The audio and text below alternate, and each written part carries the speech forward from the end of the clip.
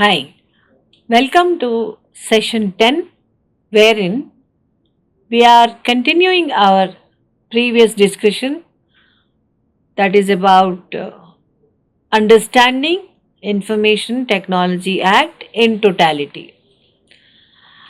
Now, in my previous session, I have explained about the legal authentication of electronic records, electronic signatures, cyber contracts, or e contracts, right?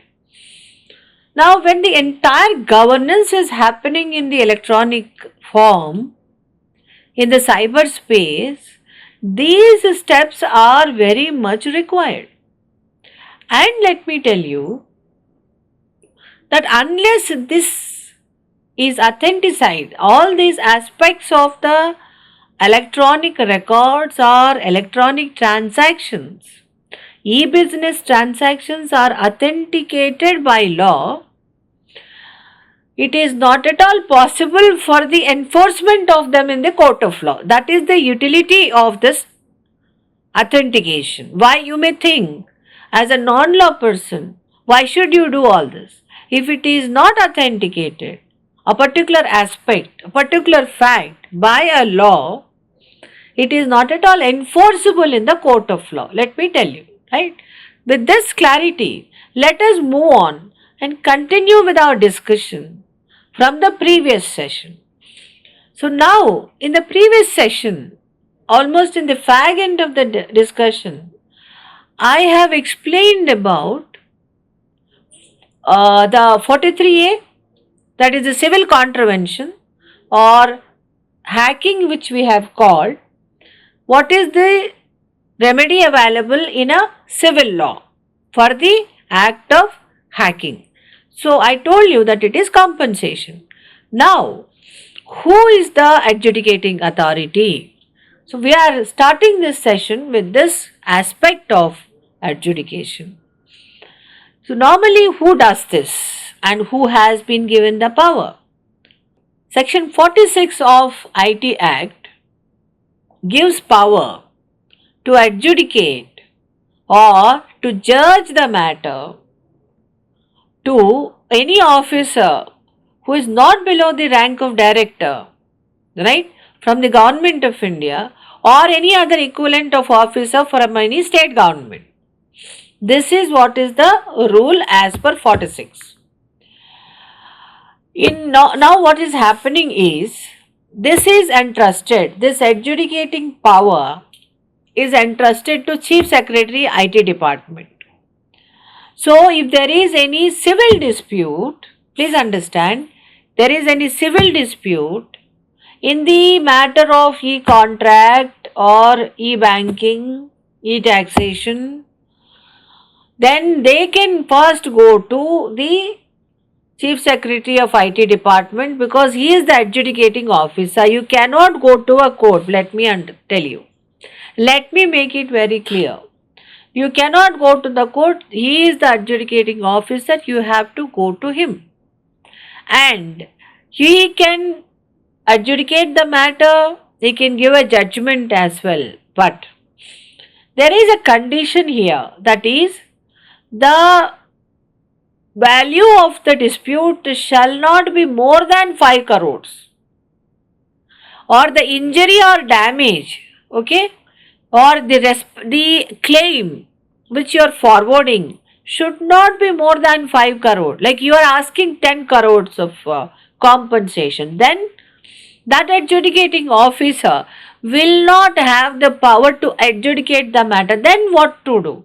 In that case, you have to go to the competent court, right? This is what is the thing which is very important, and all of us should have an understanding about it.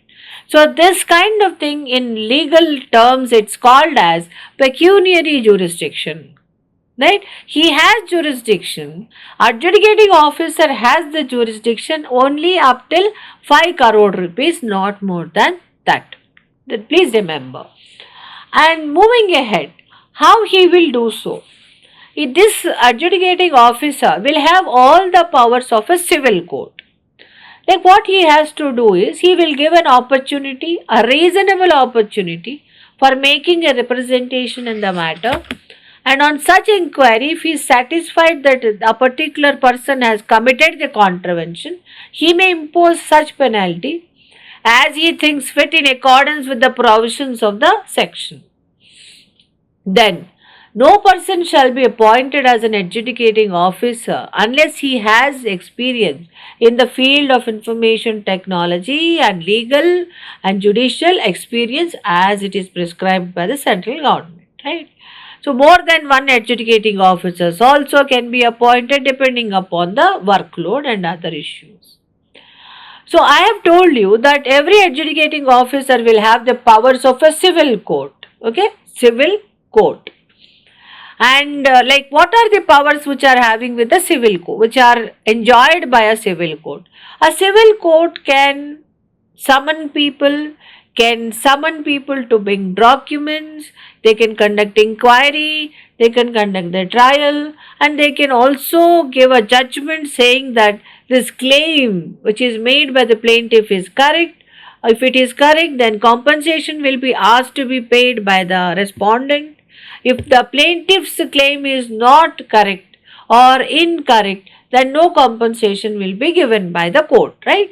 These are all the powers which have been given to the civil court, which are also enjoyed by the adjudicating officer, right? So, they can also issue decrees, they can execute the decrees. Every power, whichever is enjoyed by a civil court, you can also enjoy.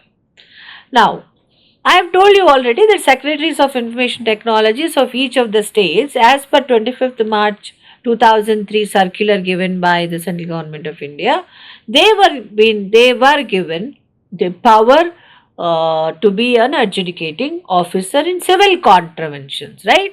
Section 61 specifically, categorically says that civil court will not have jurisdiction in these matters.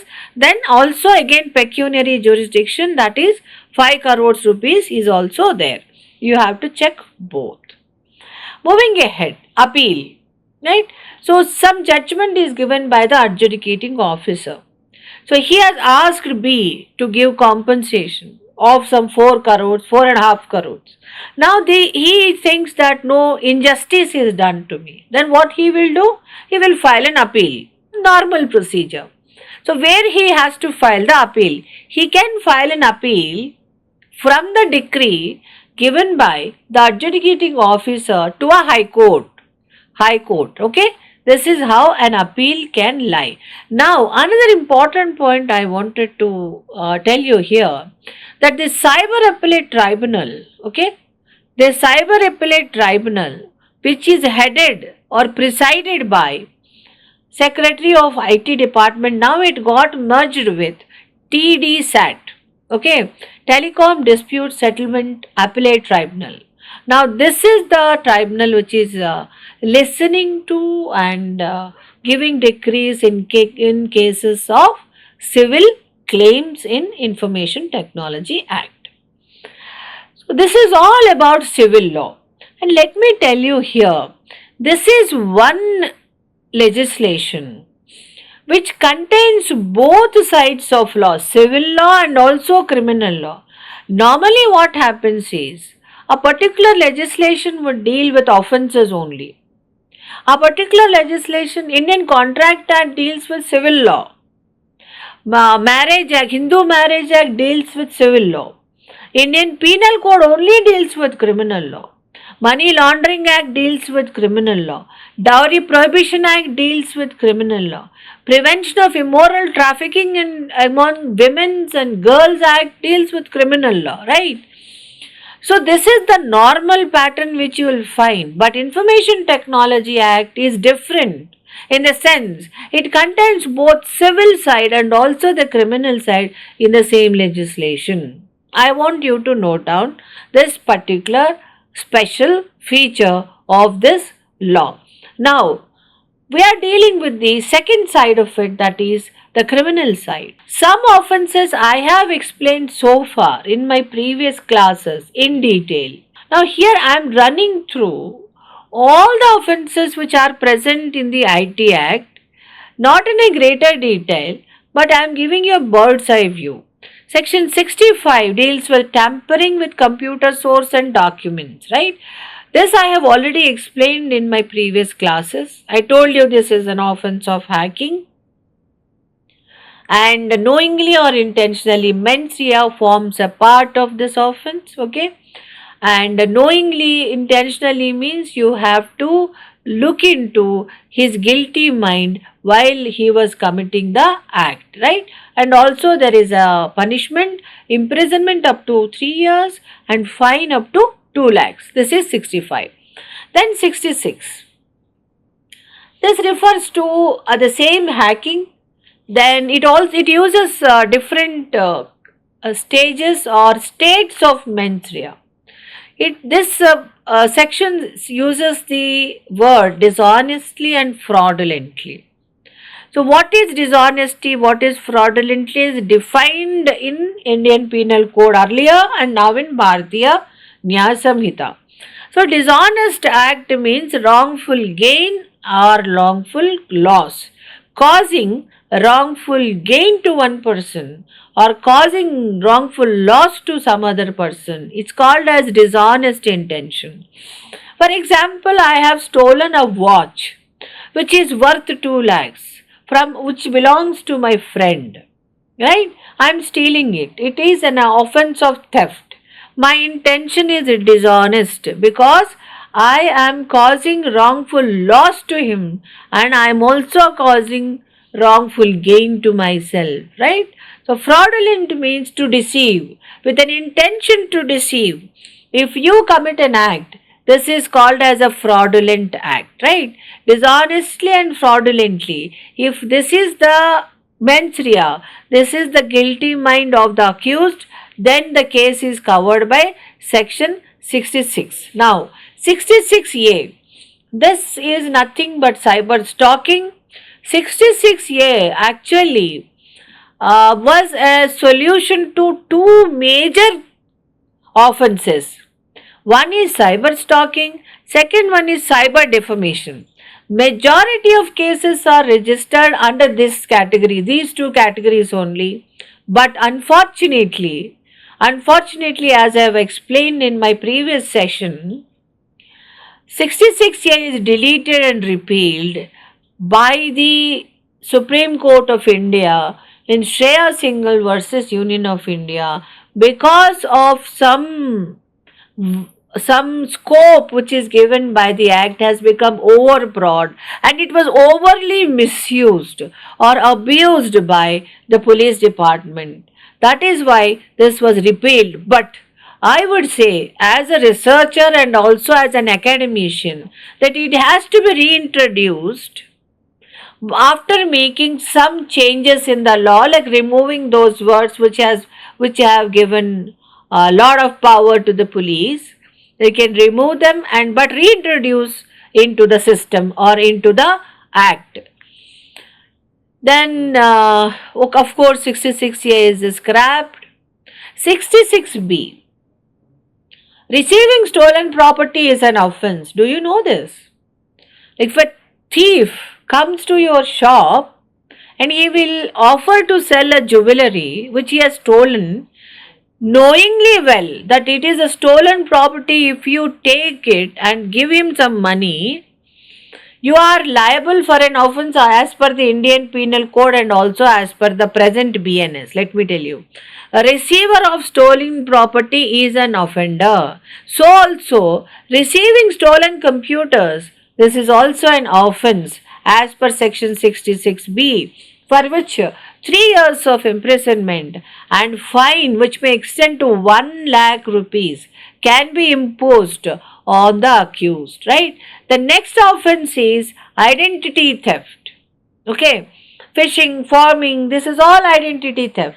Like you are impersonating someone. It is also called as cheating in the Indian Penal Code 420. All of us know this provision. Okay, what is it? The bank account belongs to one A, but I am stealing his password, his ID, and now I am impersonating him and I am withdrawing money from his account, right?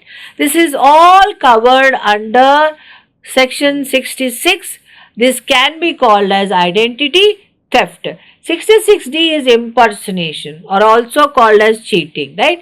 By means of any communication device, any computer resource, if you impersonate someone else, like you prepare a fake ID card, fake Aadhaar card, you prepare a fake passport card, okay? Now the photo belongs to you, but the name and other details belongs to someone else. This is what is called as impersonation. Impersonation. Done. Then this is voyeurism. Voyeurism means watching the private part of a person. That can be a man, that can be a woman. If the private parts of a human being are videographed and they are either published, capturing, see very clearly, capturing, that means taking a photograph, publication or transmission of the private area of any person without their consent. If this happens with the consent of that person, then no problem. But without their consent, if you do this, then you taking photograph itself is an offense. Publication is an offense. You are sending this photograph very privately to your friend. This is also an offense because you have transmitted it to someone else. Please understand. This is an offense which is punishable by 3 years imprisonment and up till 2 lakhs rupees of fine as well, right? This is all these activities should not be committed by any person, right? What is the meaning of the word transmission, capturing, private area? All the definitions, meanings have been given in the same provision in the explanation part, okay, that you can read and understand. The next very important offense is cyber terrorism. Like this is the provision. So cyber terrorism is an act which can be called as with an intent to threaten the unity, integrity, security, sovereignty of India. You do something in the electronic form, in the cyberspace, right? Then that person is liable for the offense of cyber terrorism, right? Then comes the next provision, or this is the same provision. The provision is very lengthy. They have given in detail all aspects of cyber terrorism, which I have explained in my previous class, so I am not devoting much time here. Then section 67 is all about pornographic content. So it is adult pornography and publication, transmission of pornographic content is punishable up till 5 lakhs rupees and 3 years imprisonment, right? One thing I wanted to tell you here, which I forgot to mention in my previous class while discussing pornography, that is, every country has a policy about the pornographic content. Like USA, it has a policy according to which adult pornography is allowed, but violent pornography is not allowed.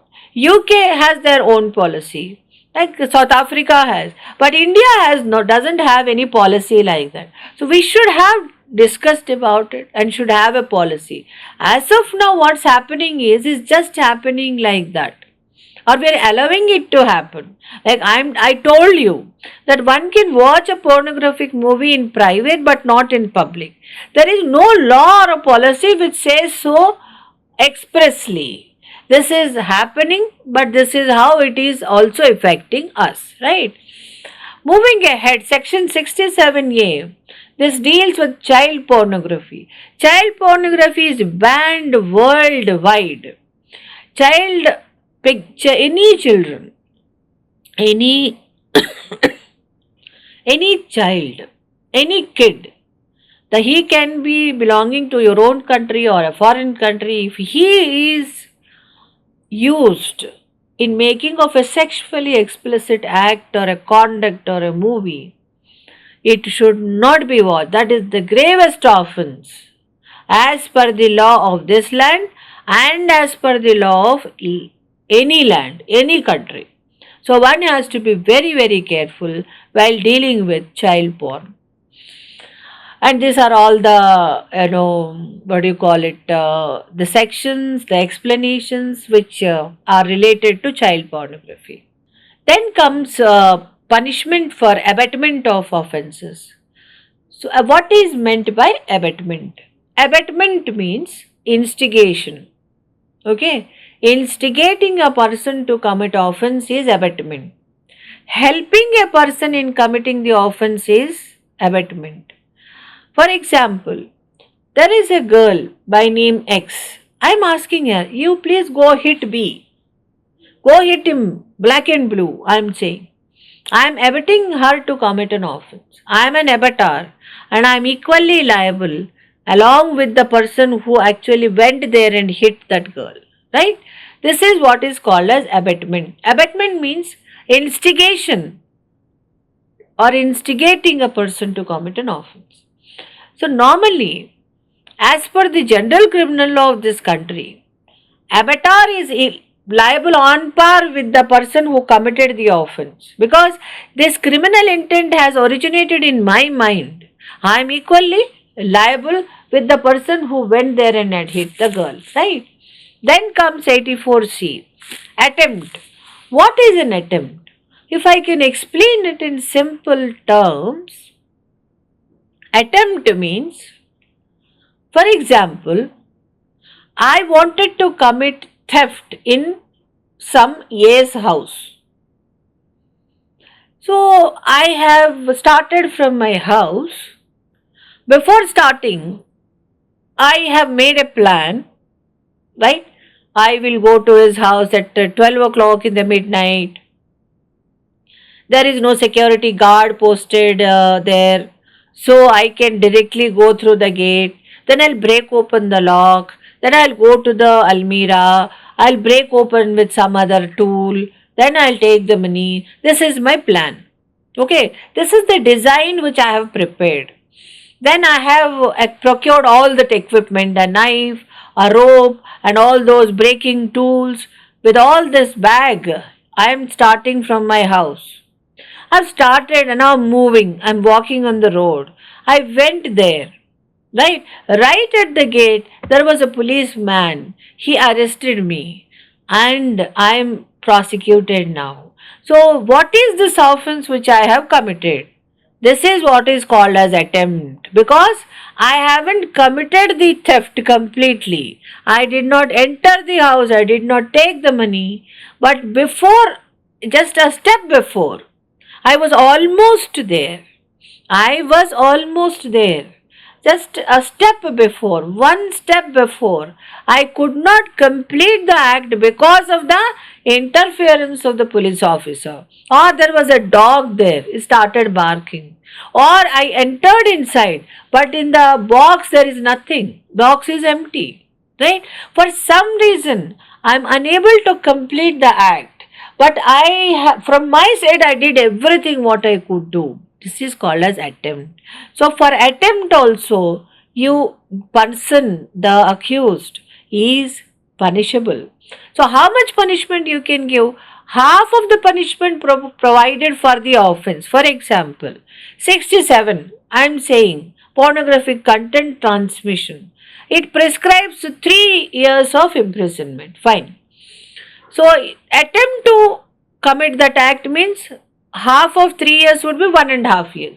So attempt would be punishable by 1.5 years of imprisonment. That is what this particular provision tells us. Now this one. So far we are dealing with the substantial part of the law. Definition of the offense, punishment, what is the punishment, everything. Now this is the procedural aspect of it. Let me tell you. Cognizable, bailable, compoundable. I am introducing these words to you. Since you are not, for those students, for those participants who are not from law, must know the meaning of these 3 words. First one is cognizable. What is cognizable offense? Cognizable offense means the police officer can arrest without warrant. You understand? A police officer can arrest the accused without warrant. Non-cognizable means he cannot arrest without a warrant. So, how do you know whether this particular offence is cognizable or not? That act itself will tell you. There will be an annexure in the end. They will say this particular offence is cognizable. That means police officer has the power to arrest without warrant. Normally, cognizable offences are punishable by more than 3 years imprisonment. Then comes bailable. Whether a particular offence is bailable or non-bailable, how do you know? The act itself will expressly make it clear in the act somewhere that this is bailable, this is non-bailable. Then comes compoundability. What is meant by compoundability or compounding of offences? Compounding means compromise. In civil law, in civil dispute, in civil litigation, compromise is possible. Two parties went to the court. After 3 years, 5 years down the lane, they thought, let us compromise and withdraw the case from the court. It is perfectly allowed. Whereas in criminal case, this is not at all allowed. A compromise in between parties is not allowed. This is the rule. The exception is compoundability. If the offence is of a very less grave in nature, a petty offence, not very serious offence, offence is punishable by 2 months, 3 months or only fine. These kind of offences the law allows to be compromised. But the law must specifically mention that this is compoundable, this is not compoundable. Okay. So, as per the conditions laid down, compromise is possible. So, both the parties will agree for a compromise. They go to the court. With the permission of the court only they can compromise. Unless in a civil litigation, here the consent of the judge is mandatory for a compromise. I hope I am clear. Now, section 80, earlier, it has categorically mentioned that a police officer who is not below the rank of DSP cannot arrest a person as per IT Act. But then they have come down on it. Now the same provision says in the amendment, they have made a change, that is, any officer not below the rank of a inspector. So inspector is fine to go for arrest, search and seize the evidences, right? There are 3 things I have mentioned here. 1. Arrest. It is a cognizable arrest. He can arrest without warrant, otherwise with warrant. He can go to the premises and search. Search can happen as per section 100 of the CRPC. Now the new law is called as BNSS, Bharatiya Nagarik Suraksha Samhita. There is a procedure mentioned as to how you can search the premises. You should have a warrant, then you have to go there and tell the owner of the premises that I have come here for this purpose, and then you have to take all those things, prepare a list. This is called as seizure memo. It has to be signed by the owner of the property or the residence or the house or the building where such procedure is conducted, countersigned by the police officer in the presence of 2 respectable, independent inhabitants of that place. This is the procedure which has to be followed. These respectable inhabitants who are independent witnesses are also called as punch witnesses in the normal language, right? And then the seized items will be brought to the police malkhana. Then they have to maintain the chain of custody. All this procedure is as it is followed as per the criminal procedure code of this country, right? Now, section 75 of the Act, IT Act, says that offences and contraventions committed outside India are also covered or are also amenable. They are also amenable to this Act, right?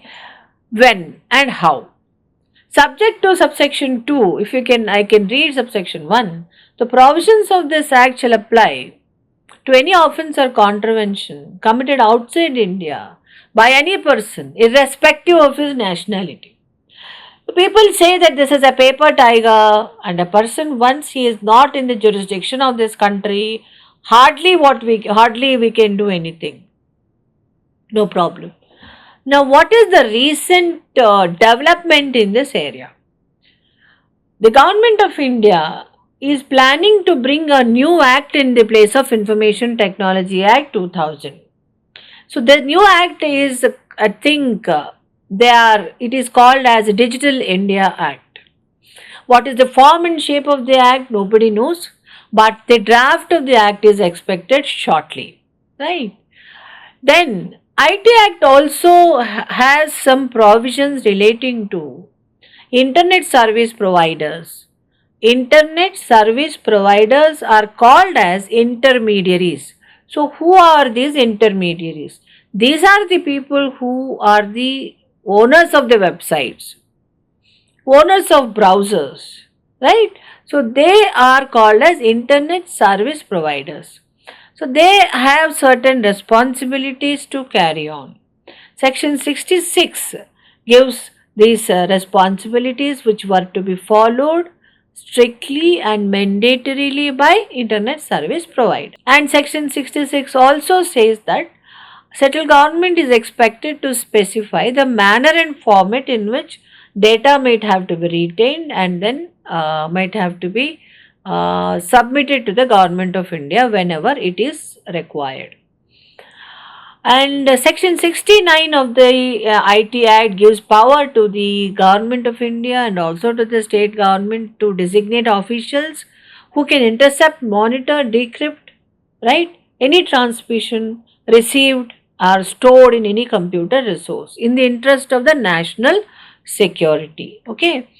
Then comes 69A. Central government is given a special power. Actually, IT Act gives lot of powers to central government, and even state governments are not allowed to make any amendments also in the IT Act. This is one issue.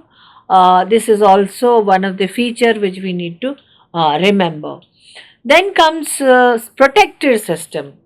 What is a protected system? Section 70 authenticizes protection. It gives legal authenticity to the protected system.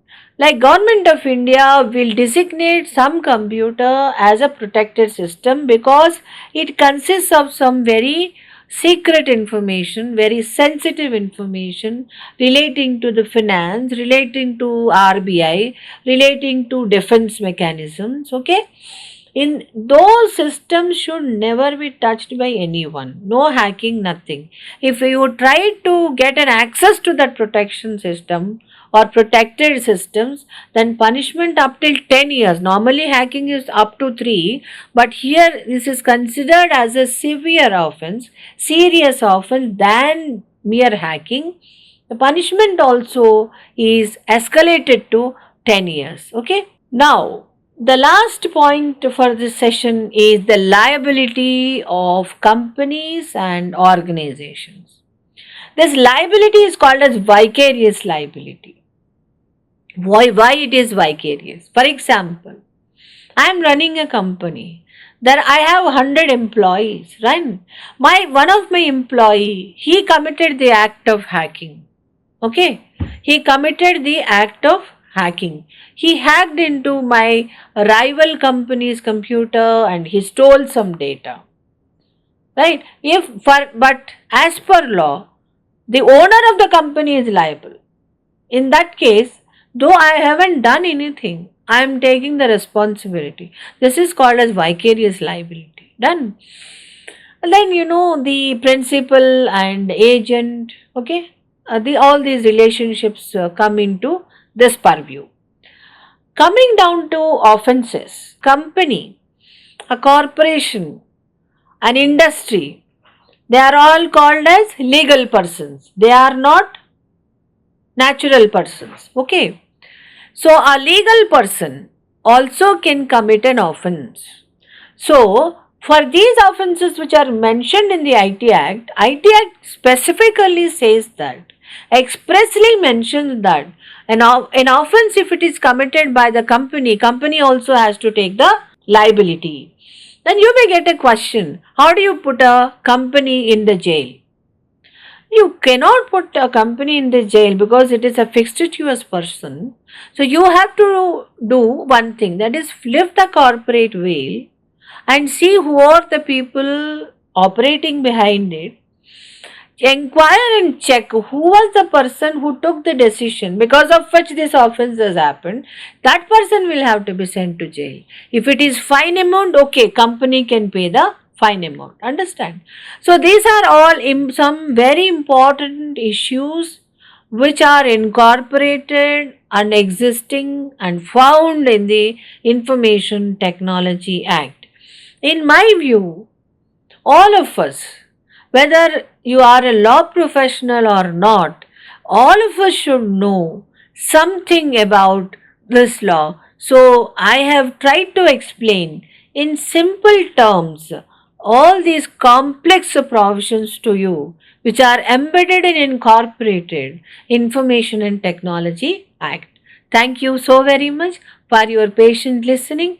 I will meet you in the next session with another very important and very exciting topic. Bye.